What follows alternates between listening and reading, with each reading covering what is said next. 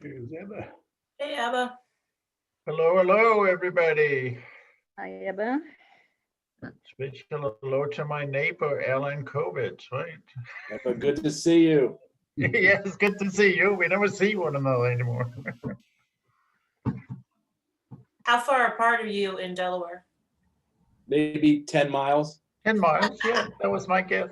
Hey, Wow, Wow. Hey, Doug. Hello. His Highness is here.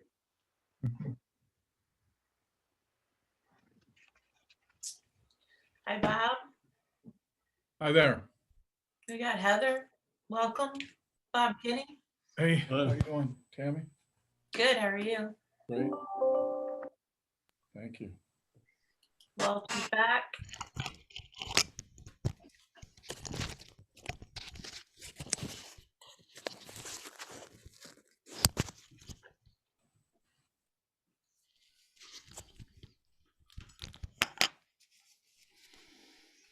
It's going to be as big as the Power Summit if it keeps going, Tammy. Yeah. We got Adam Pressman. Nice to see you. You too? Grant Schneider. Hi, Grant. Hi, Tammy. Daryl. Good to see you. Hello. How are Charles. you? Excellent. Hello. Jerry Quinn's here. Yep, hi. Hey, Derek, see you got a hot dog cooker going behind you, huh? Absolutely. It's still cold here.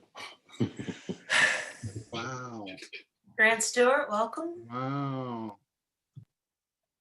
You guys just all made my day. What beautiful faces you have. You made ours too, Grant.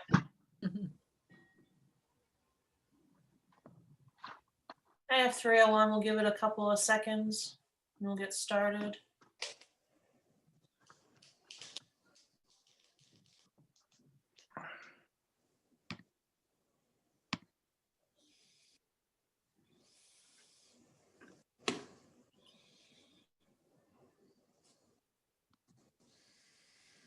Hey, Bill. Hey, Arnie. Hi.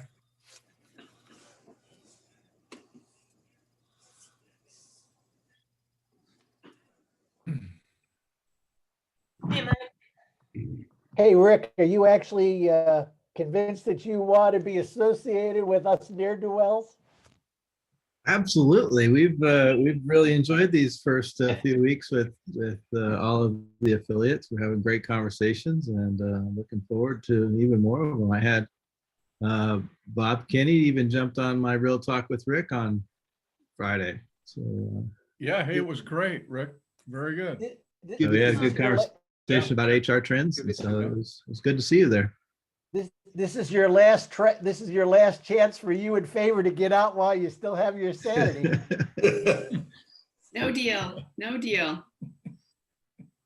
It's interesting how similar our networks are, and you have a few people from our network in this network already, but it's definitely a joy to add you guys in and have some more fresh faces to get to know.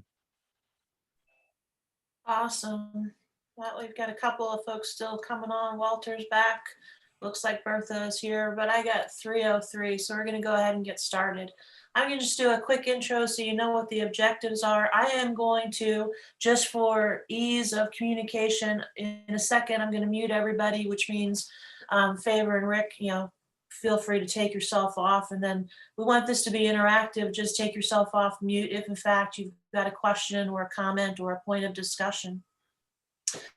So with that, thank you for participating. And yeah, Jerry Houston is right. We've got an audience almost as big as Power Summit from last week.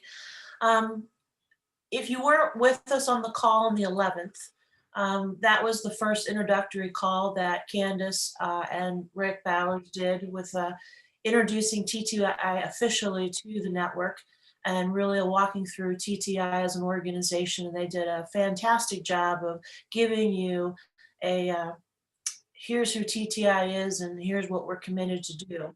The objective of today's call is, as you all know, we're moving this relationship over to TTI because they have very similar reports to what we've used with Intermetrics. And our first phase is to get you acclimated in your relationship with TTI and their version of DISC values and attribute index, which they use different language.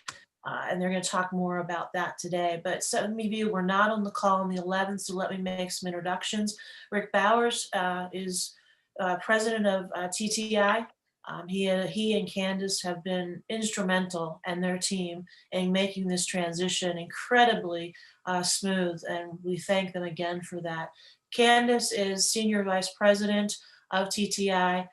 She works with the team that you have been working with as far as the customer service and the support. And I had the privilege of meeting Favor briefly on Friday, but Favor is part of the TTI team and is very well versed in the tools and the reports, does a lot of the training. She and Rick today are going to be our primary presenters or facilitators. And our objective today is they're going to go into a lot more detail, but as we plan for this, their dimensional balance page has some more bells and whistles that are pretty cool. And I use bells and whistles lightly or loosely because they've added some pieces to make the dimensional balance page much more robust than what you've had access to through Intermetrics. So one of the goals today is for them to walk us through the differences, the uniquenesses, and why the dimensional balance page is even more powerful than what we've used in the past. And the second goal is they refer to our values tools as motivators, and they present them differently. It's a horizontal graph instead of a vertical graph. And some of the vocabulary is different, and they have some other additional pieces that I think are also very, very cool. So our objective in the hour today is to really walk you through the differences on dimensional balance page and the differences on the motivators as a jumping off point. And we thought who better than to do that than the experts from TTI. So with that, Rick, Favor, they're all yours. Thank you, Tammy. I will, as I'm trying to share my screen, I will just say that Favor has been kind of instrumental in our training and learning. She was on the road quite a bit over the last 4 or 5 years, but this year she's been on Zoom constantly. So I think she enjoys the Zoom, to be honest with you. I do. Yes, we practice what we preach, and aesthetic is pretty high for me. So living in Oregon, I love when I get to be home. All right, can you see my screen, by the way? First question. I can see it. Okay. I have it on a second screen, and I'm clicking too much there for you. So I will be looking over here and back to you guys. I have all 43 of you on my screen right here. I like to present to people. When Favor first started doing some Zoom stuff, she would present to her screen, and I tried to do that and I failed miserably. So once Zoom allowed us to see everybody, then this has gotten a lot easier for me. I like the interaction and going back and forth. So agenda for today, we're just going to give you an overview of the assessments. I'm going to spend very little time on DISC because there's very small differences between us and Intermetrics. And then we'll take a little bit of time talking about the transition of values to motivators to driving forces and kind of what that means and the differences between us and Intermetrics. And then we'll spend the majority of the time on the Hartman tools, or the axiology, or the attribute index as you're used to calling it. So let's go ahead and jump right in. So just a quick, here's the graphs. There's not a lot of difference there. Intermetrics had the adapted, which I'm assuming is the gray, because I don't know completely about how this works. When back in the early days, Jay and I were working together to build our stuff, and he and I were pretty good friends back in the day and understood a lot of kind of the background behind it. But then as we separated and he built his stuff, I don't know a lot about the motivators or the DISC, what he does versus ours, but I don't think there's much difference. And so The gray is the adaptive, Rick. yeah, that's kind of what I was thinking. Ours, you can see the same there. Adapted is graph 1, natural is graph 2. This is the new look for our graph that will be coming out on Monday. If you've seen a report currently, you notice that the slight changes in it, but nothing major from that standpoint. The thing that I think is the most exciting is starting Monday as well, you will have the option to turn on a horizontal graph. And this takes the two graphs and puts it into one. You see that whether you're on the right side or the left side based on DISC, or what we call our P words and C words, problems, people, pace, and procedures, or challenges, context, consistency, and constraints. Those are kind of the keyword for the continuum. And are you more direct or reflective when it comes to problems and challenges? Are you more outgoing or reserved when it comes to people or contacts? Are you more steady or dynamic when it comes to pace and consistency? And are you more precise or pioneering when it comes to procedures and constraints? And so you can see the solid bar is the natural style. The star on the graph is your adapted style. And then the chevrons below show how much you've adapted one direction or another. So it's pretty straightforward. There's a lot of material that goes along with this in terms of quick start guides and how to use the graph, how to read the graph that is available through our team as well. Anything you would add, Faber? You know, the reception has been really positive on this particular way of looking at DISC. I think getting away from the vertical, you know, where if your score is low, like a 5 or a 10, because we're used to, you know, normal grading, that might be a poor score. So I think that this has been really well received as a way to highlight the strengths on either side of the continuum for all 4 behavioral factors. And starting on Monday, when the new look comes out, you will have a switch in the link setup, which will allow you to do the horizontal, the vertical, both, or none. So you'll have 4 options in terms of what type of graph you want on the report. We want to make sure that you have the options that you need. One other thing I'll say about this, can you see my cursor moving? No. No. So from the lines on the graph, if you just look at the problems and challenges, you'll see that there's a line at 100 and then the midpoint is 50. And that next in between there's 80 and 60, and then 80 and 60 on the other side. So the very outside ones are extreme. The next ones in are moderate, and the centerpiece is situational. So it's an easy way to kind of see, are they, for each of those 4 continuums, are they extreme, moderate, or situational? And if you go back and you look at the new graph that we have for the vertical, you'll see the same thing. So that 5 on the adapted S is actually extreme.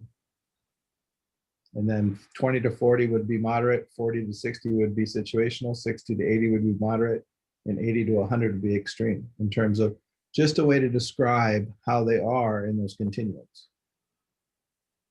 So that's just a little bit of an additional tool that you can use when describing. And last time we talked a little bit about how to use the keywords on the end to describe a person. And so I think that recording is available as well if you want to go back and take a look at that one too.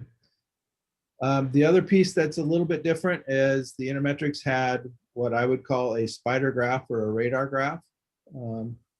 In addition to the vertical graph, we have what we call our wheel. And so you can see the circle is your natural and the star is your adapted. Rick, did you advance a slide? Mine happens to be frozen, and I don't know if Zoom's having issues again. Good. Is everybody seeing the?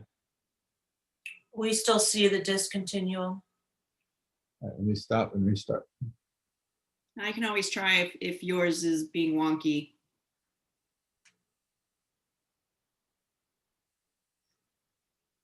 Are you seeing it now? It's thinking about it. It's still black.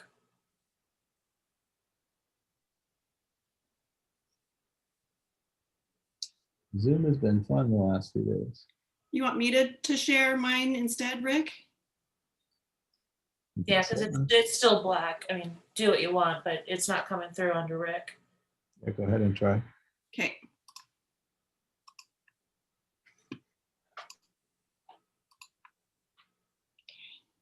So you should see the spider graph versus the wheel now, hopefully. Yep, you're good.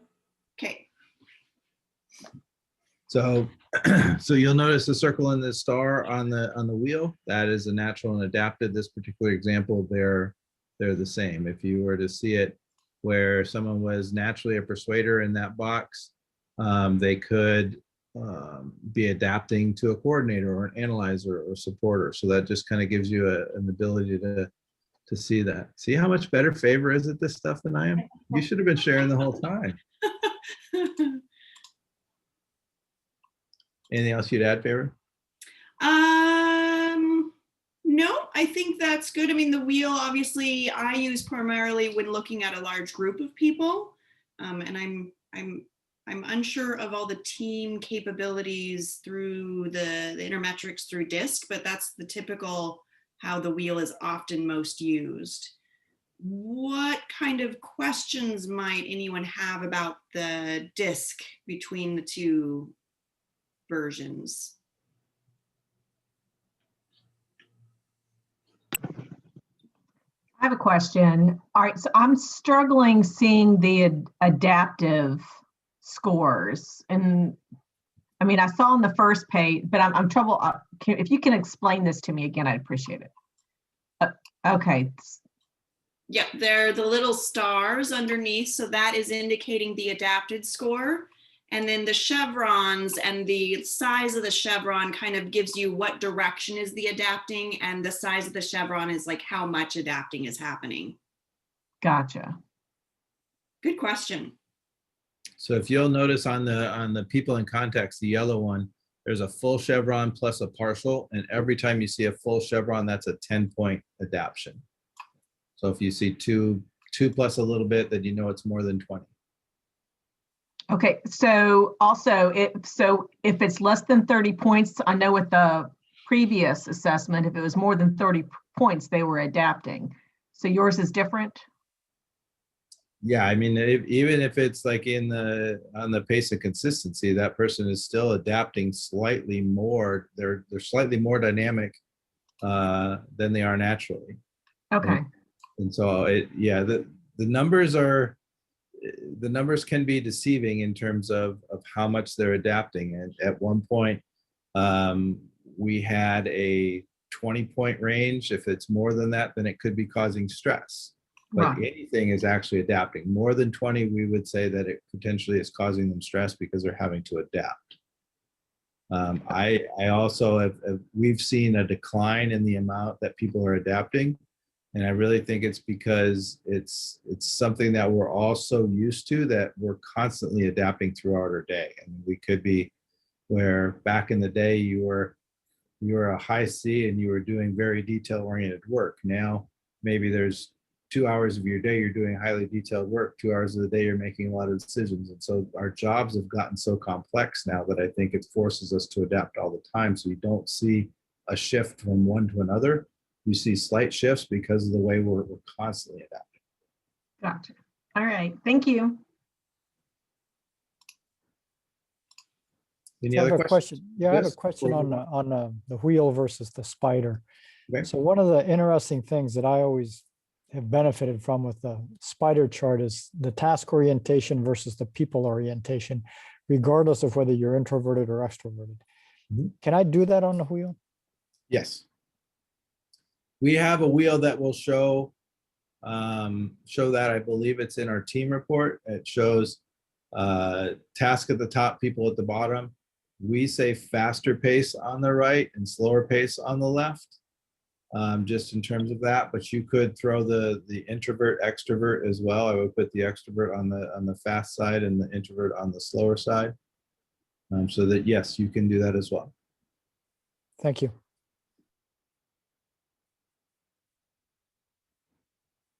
Any other questions on this? Okay, let's go ahead and dive into driving forces. All right. So with driving forces, you are likely very familiar with 7 different categories: the aesthetic, economic, individualistic, political, altruistic, regulatory, and theoretical. So these all do come from the same source, from Edward Spranger and his research in types of men from back in the 1920s, 1930s. Now they actually do map to what we call our 6 keywords. So one thing I want to draw out is individualistic and political. are actually part of the power continuum. They are collapsed together, but yet in the intermetrics, they had been separated apart into two distinct categories. So we use what we call keywords, and we look at these factors on a continuum, similar to what we've done now with DISC, putting DISC in a horizontal continuum. So they would map to what you're familiar with: aesthetic maps to surroundings, economic maps to utility, individualistic political maps to power, altruistic maps to others, regulatory maps to methodologies, and theoretical maps to knowledge. So part of the reason that we started to look at this on a continuum, and I remember the feedback, there was one particular coach that theoretical was her bottom motivator. Now, we refer to these now as driving forces. I should probably mention, as you can tell, we've gone through a bit of an advancement. When we first started with these, we referred to these more as values, and then we shift to motivators. Then as we started to introduce emotional intelligence has a factor called motivation, which got confusing. So we actually looked at what is this measuring, and driving forces really is a good descriptor. Colby and Wilfredo Rivera.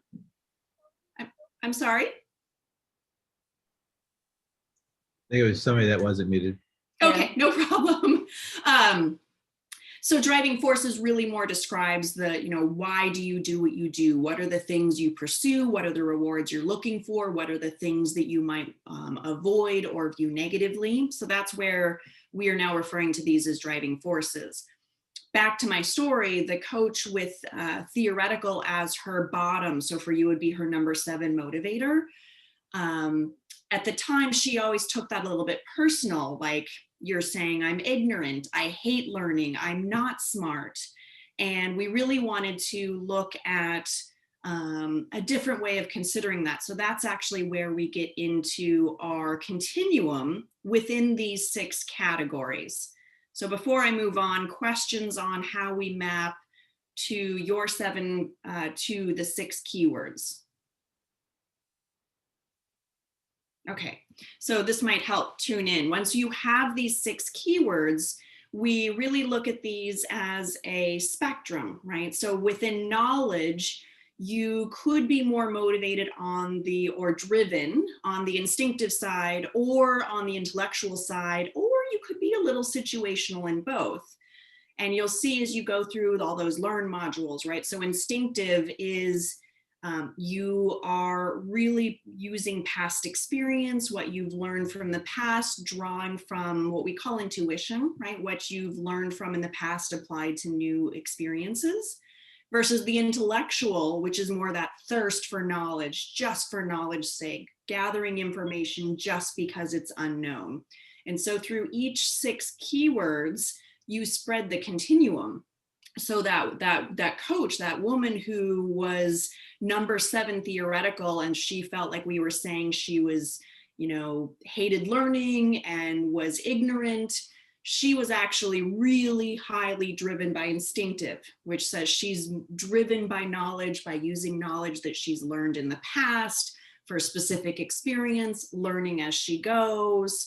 And that really kind of reinforced a more positive perspective. And that's really why we have expanded to the 12 drivers, looking at the continuum for each end of these keywords. Rick, what do you want to add to that? I would just sticking with the knowledge continuum. I think it's a fun one. It's Dr. Ron Bonstetter, PhD. He and I were working on this together when we built this, and obviously he's way on the intellectual end, and I'm situational in between. But as we started talking about this, he's like, I just thought the other end was ignorant. And I was like, well, of course you would, Ron. But at the same time, everybody on the other end thinks you're paralyzed because you never have enough information to make a decision. So it's kind of fun. You wouldn't necessarily want to go from an antagonistic standpoint with that, but the instinctive end really is, I'm going to find the information I need to make the decision for what I'm doing now, versus the intellectual wants to know everything there is to know about a certain topic before they move on. So there's pluses and minuses to everything.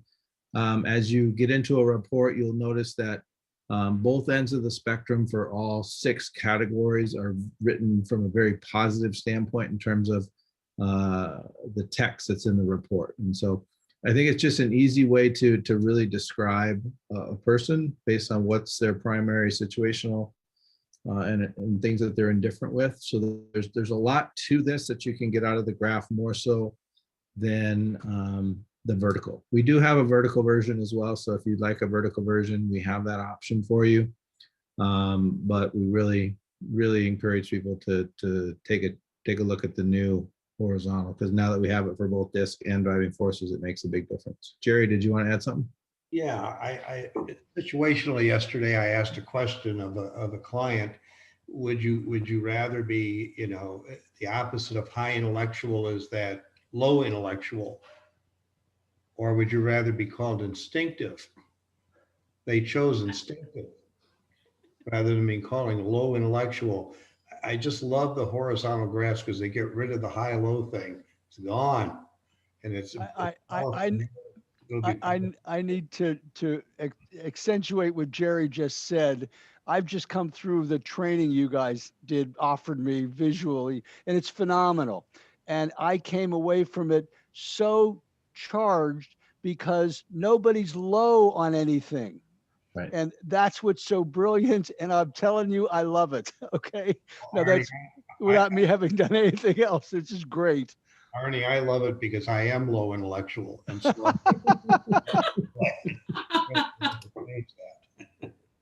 on utility and the that's where did it go? On the others curve, right? So if I look at selfless and if I look at altruistic, they sound similar to me. Do you see correlation that somebody who's altruistic is also selfless, or is there no correlation? Yeah, those are the 2 that correlate the most. And selfless is the term that we've had the hardest time with. We introduced the horizontal version in 2015. And Favor can comment on this too, but there's not a training that doesn't go by where someone says, can't you come up with a better word than selfless? We can't. We've had people pray for us. We've had, you name it, they've come up with different ways for us to come with a different word for that, but that's the best thing.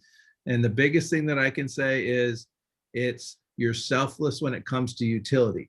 So that means that you're not going to worry about how much time it's going to take you to do it. You just want to check the box that you got it done, versus the resourceful end. You're really, what's the return for my time, effort, and what am I putting in this? What am I getting out of it? Where on others, it's about how am I being rewarded? I feel very rewarded for helping others. It's like I'm giving my time away, but boy, that just makes me feel so good inside.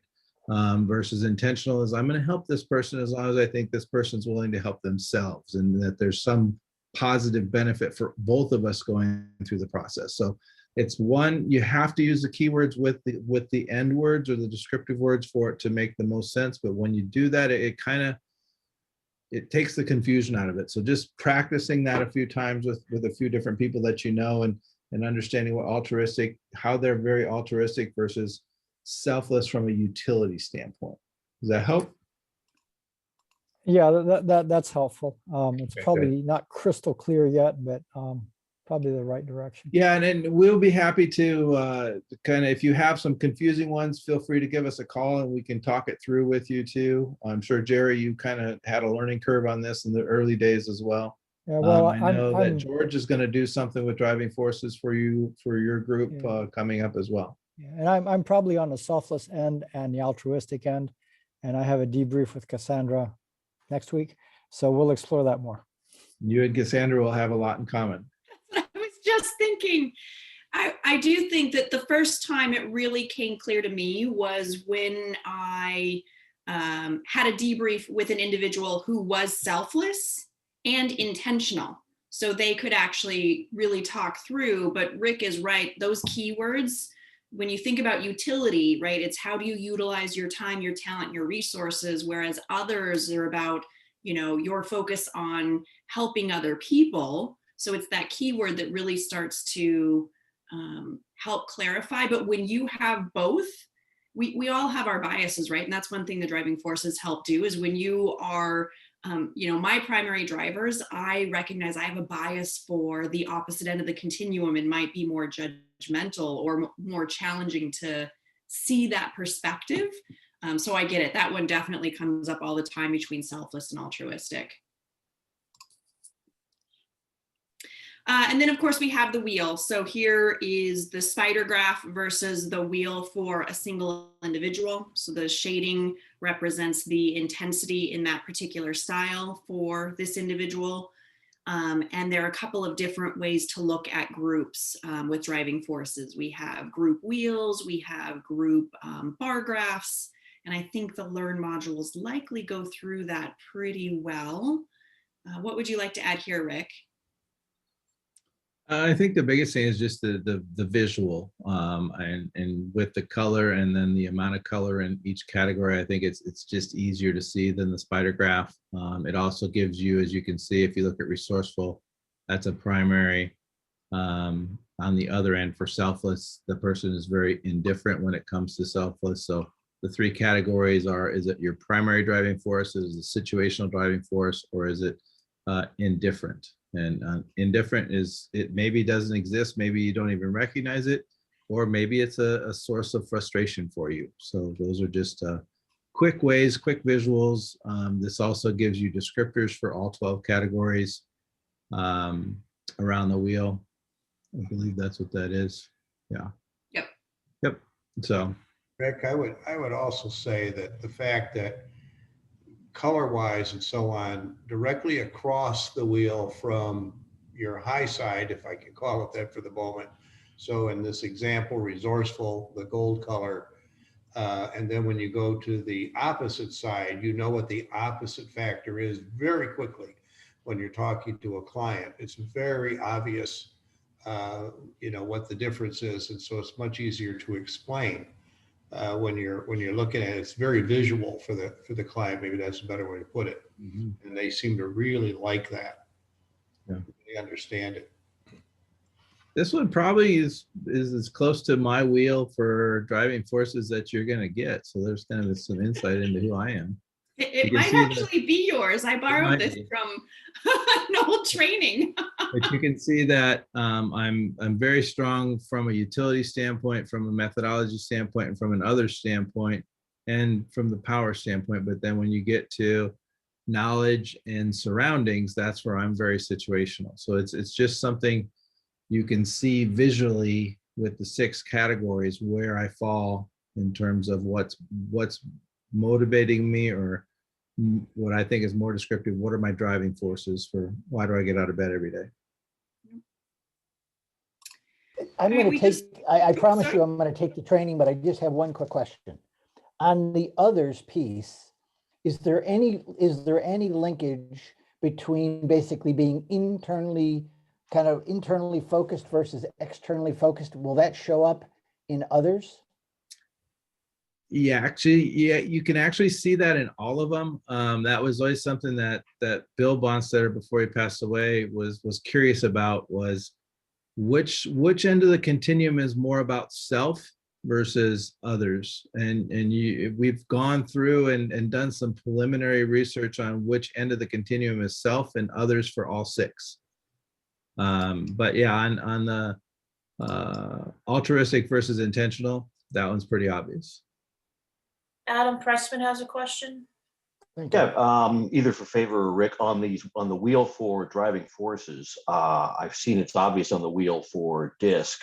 When you put a group in there, you see the other people's dots and stars. How would you superimpose, let's say I did a report of 2 people or 3 people, I would just see the colors mixing up in a way I wouldn't be able to, I can't visualize how that would look. Favor actually had that slide in the deck and I took it out, so I apologize for that. I was like, all right, we got to just get through these. I want to talk about intermetric, or about the axiology, but there's 2 different ways that we can do it. We have a wheel version which shows you rings, and then everybody's goes into, are you going to pull up your other deck? Yeah. Okay, and then we also have it in bar graph form where it shows it in different colors of primary, situational, and indifferent. Yeah, that would make a tremendous sense. Bar graph would be easy. Just wasn't sure whenever you're doing like a pie type thing, superimposing a second data set. I just didn't see that in any of the training either. So. Yep, we can do it. We have many different ways to show you. I think there's with the behaviors, there's only one way to show it. With driving forces, I think we have 4 different versions or something. Oh, okay. All right. Yeah, that's a great way. Okay. I haven't seen that before. Thank you. Yep. You are welcome. So now that you opened up that Pandora's box, can you kind of predict for different industries or different, I guess, different products or services, what would be the ideal mix of a team?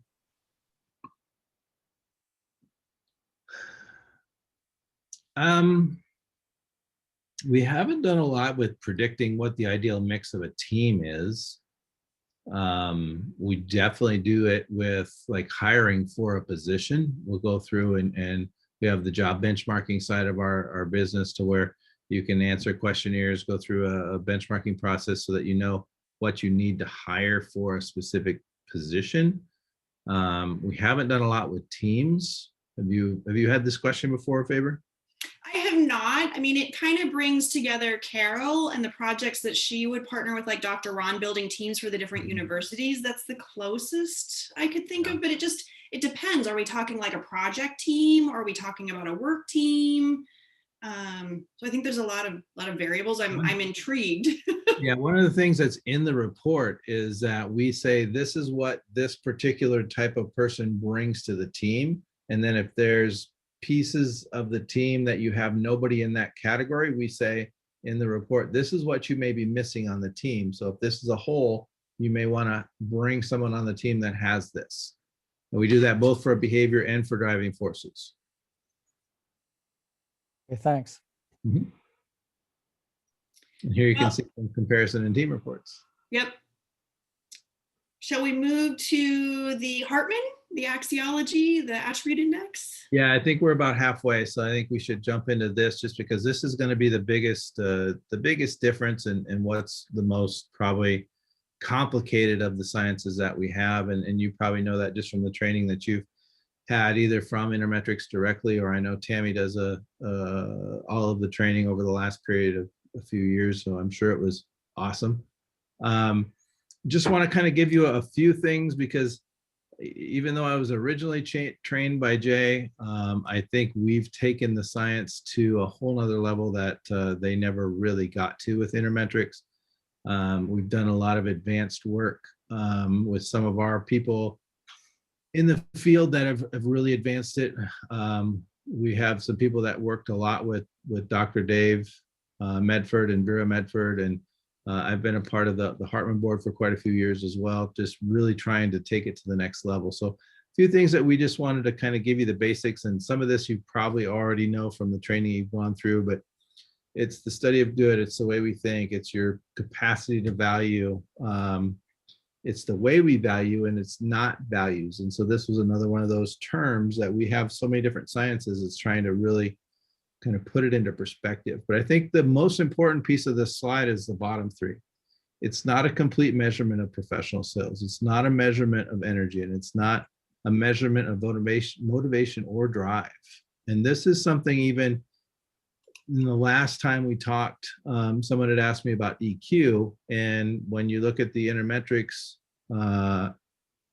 measurement of EQ, it's really not measuring EQ. It's taking axiology and trying to apply it to EQ. And so that's something that we've always warned against with our competitors, is that they have one science, they try to do too much with one science, and we've separated the sciences to make sure we're measuring, we say we're measuring what we're measuring.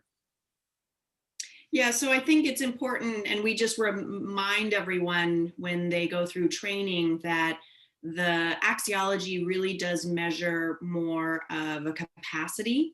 And you'll see that throughout a lot of our definitions, the ability or capacity, because we don't necessarily know how much energy, motivation, does a person want to invest to demonstrate something, that they have the capacity. We always say, well, you could have a sports car in the garage, but if you never put gas in it and drive it, doesn't matter. They can go 0 to 60 in 2 seconds. I like that analogy. I think of you, when I say things like that. I think you used to talk about a Ferrari. Now, we always use the example of and this is more of the capacities once we get to the end slide, but if you're in a helicopter looking down on a Porsche and a Volkswagen going 100 miles an hour from above, it looks like they're doing the same amount of work. But when you're inside that Volkswagen, it's screaming and howling and doing everything it can to go 100 miles an hour, where the Porsche is just naturally just cruising. It's not even doing any work. And that's just like humans. We're all wired differently. So there's certain things we can do very naturally. Certain things, yes, we can do it, but at the end of the day, boy, we're worn out.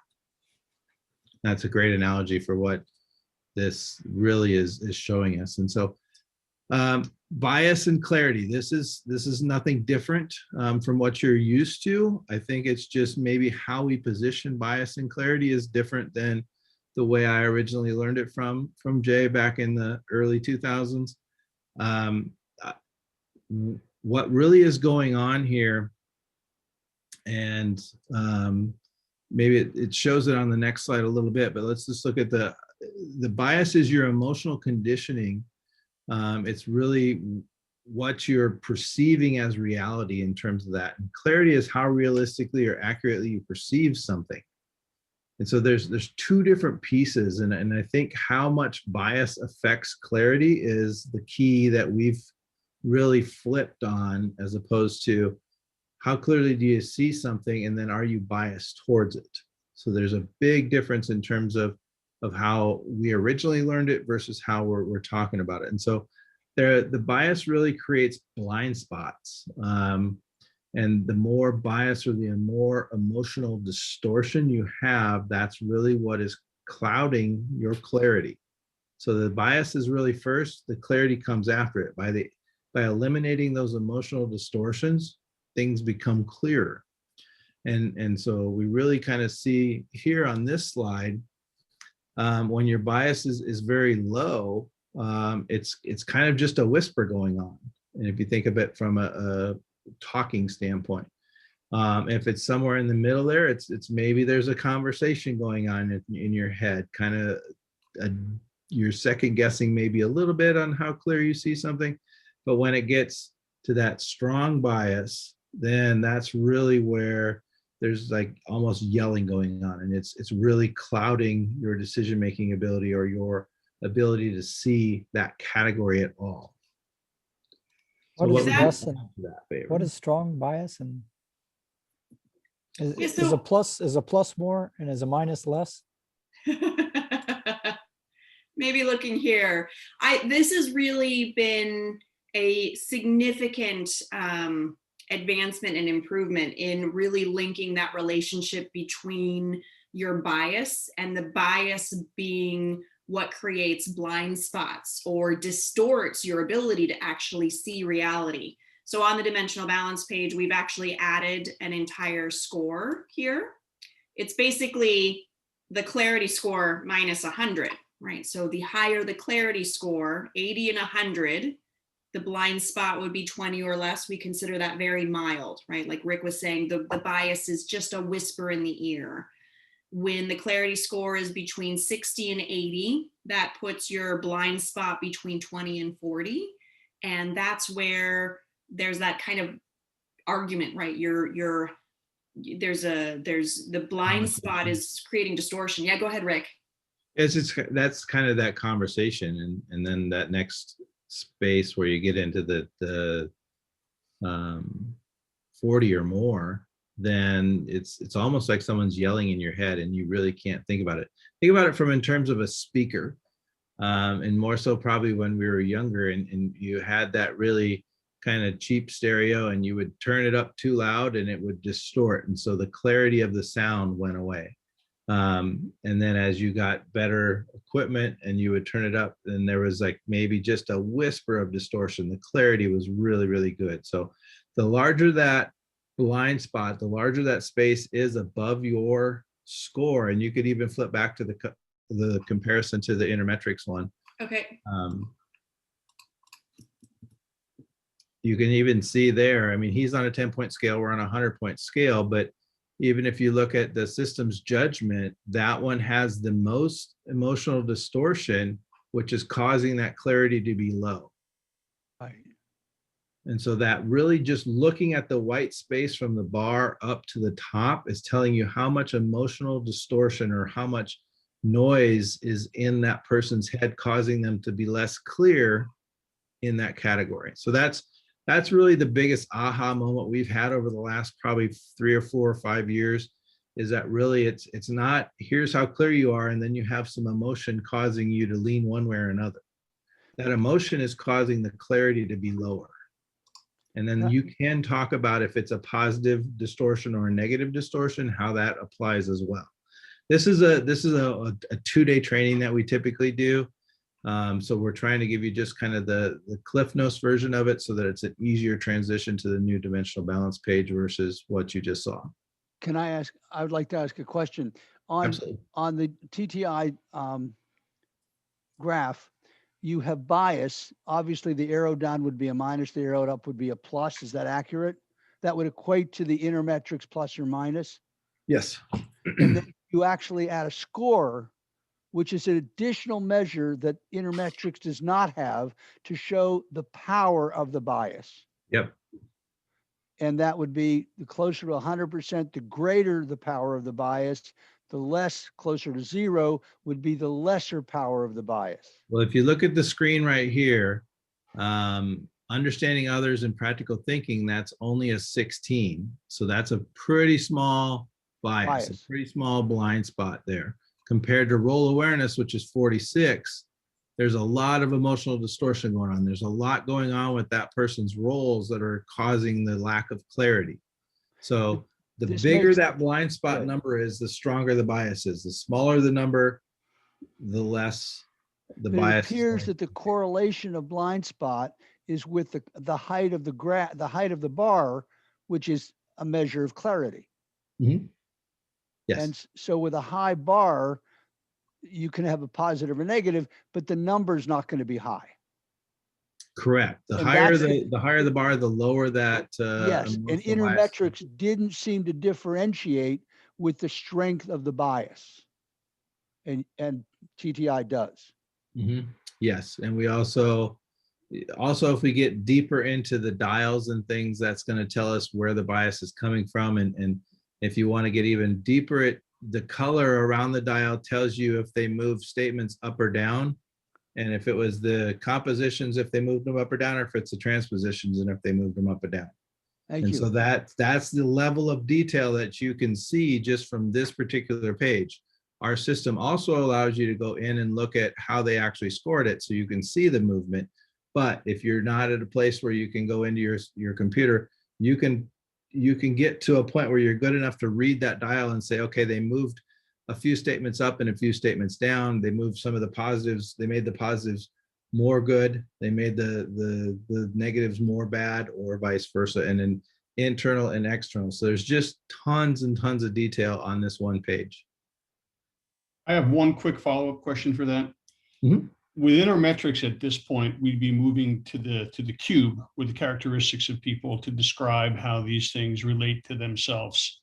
Is that something that's going to come up next?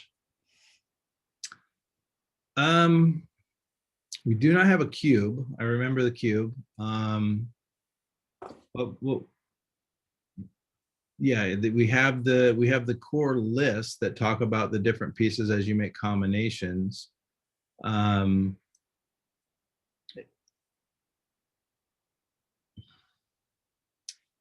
So tell me a little bit about how you use it. Rick, it's in the interpretation manual, the pages of what plus understanding others is versus minus understanding. It's a page for each of the dimensions. Yeah, we do have that in a manual. We just don't have it on a cube. So it goes into a little bit more, but it's not as fun and playful as what the cube was. Yeah. Okay. Not that it had to be a cube. I'm just wondering about those descriptors that make it a little bit more personal and understandable. Yeah, we do have that. We're in the process of updating the manual. So hopefully in the next 30 to 60 days, we'll have the latest version of the manual out. Okay, thanks. We can jump back in, Favor. Okay, I was trying to pull up the manual, but we think we are good. Where were we? Back up to kind of show the different pieces of the what's there. So back, yeah, probably this one. This one, okay.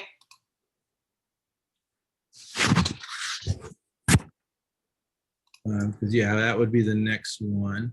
So what you can see is there's about 6 items, and there's an order which really it makes the most sense to kind of go through. And so if you notice at the bottom right-hand corner of the screen where the 1 and the arrow is, that's the reliability score. So that gives you the score for part 1 and part 2. So 0.89, I think, and 0.81 is the reliability for part 1 and part 2. And so if you're familiar with deep into axiology, that's the scores from column, I think it's column 25 on the grid. And so that tells you how reliable part 1 was and how reliable part 2. It just is kind of giving you a first place to look. Did they do a good job filling it out? And those can be negative. Sometimes you'll get a double dash in the middle, and that means that part 1, they filled it out 1 to 18, and part 2, they filled it out 18 to 1 because they put it in there's a double dash in the middle. So it gives you just kind of a reliability check. The number 2 is the timestamp. How long did it take them to take the assessment? And this particular person took 7 minutes and 36 seconds. And on average, you're probably going to see somewhere around 10 minutes as the average score. If it gets too short, you have to question it. If it gets too long, you have to question it. And you'll probably see that time reflected in your reliability scores as well. So the next one, number 3, talks about clarity scores. And this is going to give you the external composite clarity score and the internal composite clarity score, that 83 and 69. So that you can definitely quickly see that they have less emotional distortion externally than they do internally, or they see the world clearer than they see themselves. It's just a quick reference for you. And then when you go down to the clarity line below, you see all of the individual scores for that particular person. Can I another question? That's another difference between this and Intermetrics. Intermetrics didn't do a clarity for what you call worldview and a clarity for self-view. So it was only it was all individual. Do you find value in the total clarity of external versus internal? Yeah, I really do. I think it just gives you that quick look. It's like, all right, this person's externally focused or this person's internally focused. And just like, where is their clarity of the world versus themselves? And typically you're going to see the external more clear than the internal for most people. But you run into a score where that's reversed and they're an 83 or a 92 internally and they're a 60 or a 57 externally. That person has just got blinders on and doesn't really understand the world. So it just gives you a quick snapshot of what's happening there. Next one is your bias indicator, that number 4. That's going to tell you whether they have a positive bias, a negative bias, or one that's mixed. And originally, we talked about how it was a neutral bias. And there's really no such thing as a neutral bias unless the person has a perfect 100 or a perfect score, because there's always, they've either moved it up or moved it down. So it could be equal, but that's still mixed because they're moving stuff both directions, as opposed to the only perfect neutral balance would be as if it was a perfect score. And then the next one down is your blind spot, or your bias intensity. And then number 6 is the quadrants, and the needle indicator tells you the direction of the bias. And so on the next slide, it'll give you a little bit, just a written description. Reliability tells you, is the report reliable? Timestamp, what's your normal time? Clarity score, how clearly did they see the dimension? Are they overvaluing something, undervaluing something, or is it mixed?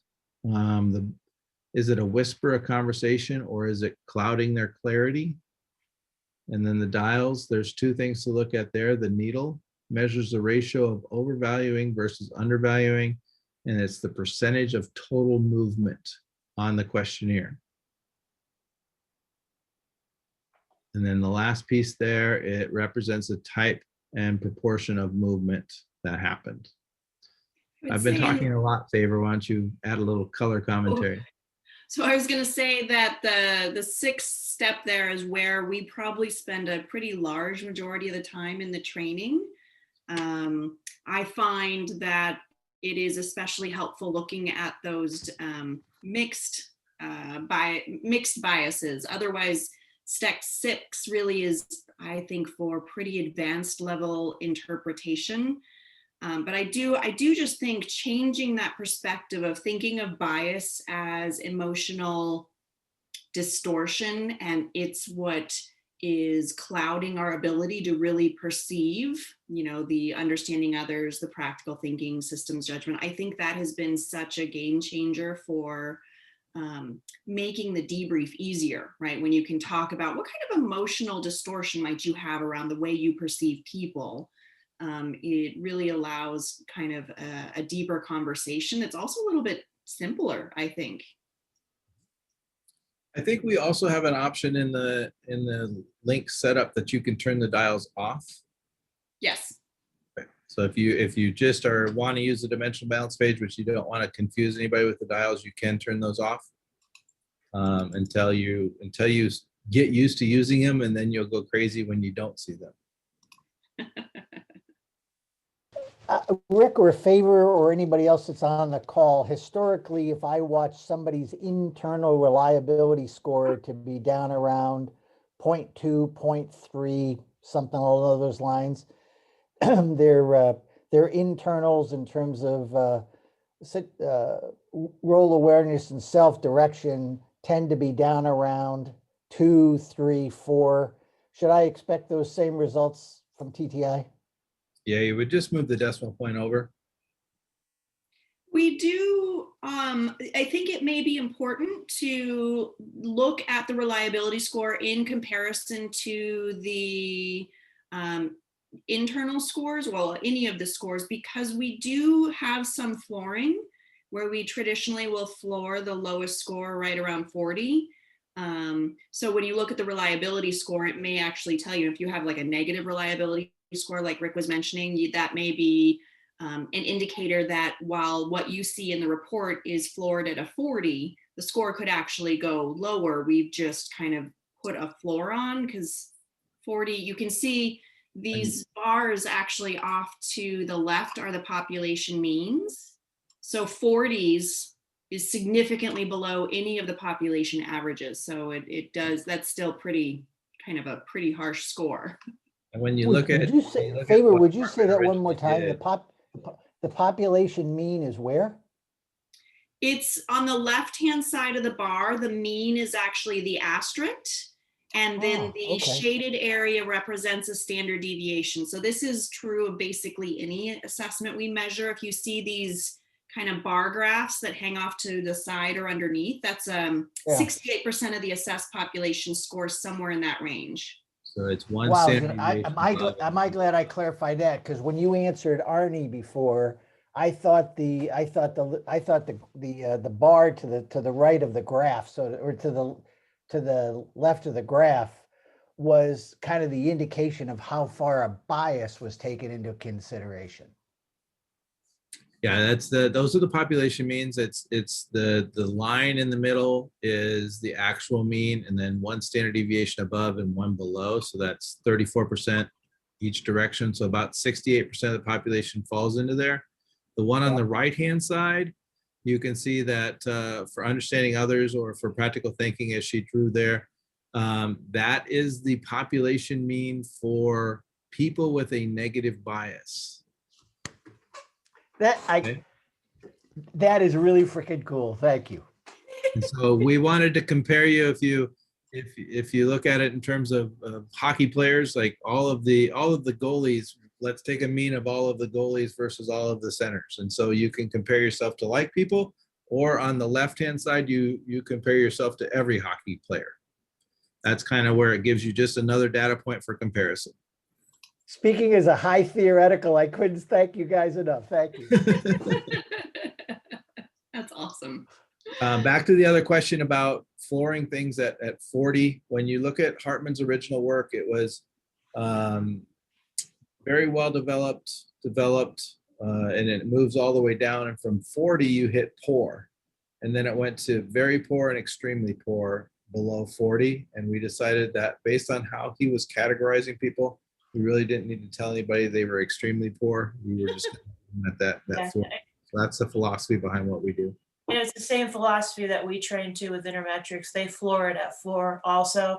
And when I did the training, my analogy is that you don't have to hit somebody with a shovel and a 2x4 if they're having life. I like it. All right, so we have a few minutes left. Let's just quickly show you the what Intermetrics called attributes. We call a core skills list. So you can see that ours is a little bit shorter. We originally had, I think, probably the same list as that, but we've discovered that there's a lot of scores in that list that come up the exact same score every time. And so as we looked at formulas and things, we decided that we were going to eliminate some things because it really wasn't relevant. We tried to whittle that down to things we were most confident with. But this is, again, our legacy version. All of our new stuff doesn't have this core list, but we wanted to put this out there for you because it was closest to what Intermetrics was. So I Does it think have something that replaces that hits at that concept of core skills? In the new version, we have what's called a Trimetrics HD, which has 25 skills that are measured by a different questionnaire. They're not measured by the axiology, because it really, then we look at what a person's been recognized for in that instrument versus what their capacity to do something is. Rick, in the training, we saw the reports on the disc and on the motivators, but there was no training that was offered us so far on the dimensional balance. And I have been unclear of how that training comes to us. That's something that we're still working out. Okay. Kind of in what that looks like.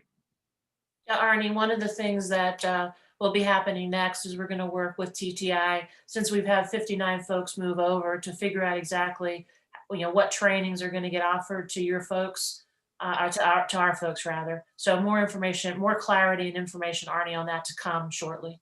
We'll probably do something where maybe Faber does a training for a group of a TAN group, and then Tammy would be in that as well. And then Faber will bless Tammy to kind of do it on her own going forward. Just kind of what I think that's how Jay did it probably originally as well. Correct. And then the other question I had is, I'm clear and almost ready to go on beginning to offer this for the, for the promotional price when I'm educating people to what I have. But yet I've gotten the impression that I will only be able to do that with disc and disc and motivators, and not with the dimensional balance or the axiology work. Is that still, that is accurate? That's accurate? I need to double Or check. yet to be worked out, which is fine. I'm pretty sure we're going to put the Trimetrics legacy promotional report in your accounts as well. So if it's not there yet, it's just something we're like slammed right now converting over to the new look. That's I accept that it's still to be worked out, and I'll go with whatever you guys work out. I just wanted clarity before I started doing that, because I never gave away anything with Intermetrics where I didn't do the full all three. Perfect. I mean, Rick can confirm it, but in some of the folks that I've talked with and in our operating account, the report that mirrors what we've used, Arnie, is called Trimetrics Legacy, and that should be showing up as a link, and that would be your So Trimetrics Legacy, as it's stated, is all three. Yes. And there will be a promotional price to do that, to actually give it away when appropriate. And the reports will be different. I understand that, but it's as I'm introducing people to what I'm offering. Our promotional reports are exactly the same as the rural reports. They just say complimentary, not for resale on them. So it's kind of Okay. on your honor system for that, but we want That's no problem. And I do be not as want to cheat what I should be paying for. But I've been given the impression by the people I've spoken to at TTI that no, the only thing that is at the promotional price is the disc and the motivators. I think we made an exception for this network to help you guys transition. I believe that's what we talked about, Tammy or Rick. Okay, that's great. I'll wait to get finalized on that, but Typically don't do that with our existing network. Could I ask you guys to go back up one slide? Yes. This one? Yep. Is there any move afoot over on the skills list? And if this is for TTI version 17.95, that's okay. But is there any move afoot to stack those core skills based on the gap of clarity versus mean? One of the things that I've been doing for people individually is the larger the gaps that they have between their score and the mean, I see them as their gifts. And so I try to, I will select out their gifts and say, these are the top 10 gifts that you have that are far and away kind of the average person on the street. So it would be it would be sorting based on the gap between clarity and mean.